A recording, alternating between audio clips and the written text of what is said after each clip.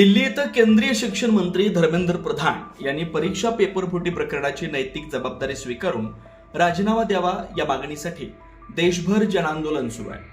भारत मातेचा तिरंगा हाती घेऊन देशाच्या कानाकोपऱ्यातील युवक या आंदोलनात सहभागी होत आहेत। या आंदोलनाचे नेते आणि आंतरराष्ट्रीय संशोधक सोनम वांगचुक हे गेल्या 17 ते 18 दिवसांपासून आमरण उपोषणावर आहेत। त्यांची प्रकृती खालावत चालली आहे। मात्र या आंदोलनाकडे पंतप्रधान नरेंद्र मोदी, केंद्रीय गृहमंत्री अमित शहा दुर्लक्ष करत असल्याचा आरोप विरोधकांनी केला। या पार्श्वभूमीवर देशभरात संतापाची लाट उसळली।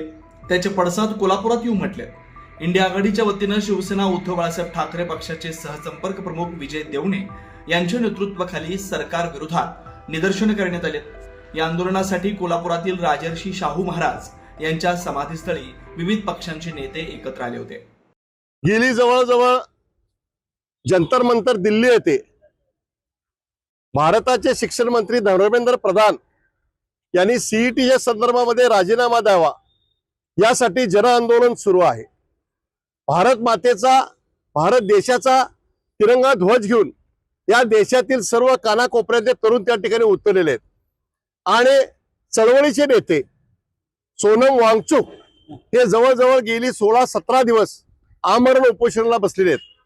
त्यांची प्रकृती खालावत आहे, पण खालावत असताना सुद्धा नरेंद्र मोदी आणि अमित शहा यांच्या सरकारला या प्रश्नाकडे लक्ष द्यायला वेळ नाही आहे आणि म्हणून भारतामध्ये सर्व जे राजकीय पक्ष आहेत त्या सर्व राजकीय पक्षांनी या आंदोलनाला पाठिंबा द्यायला सुरुवात केलेली आहे।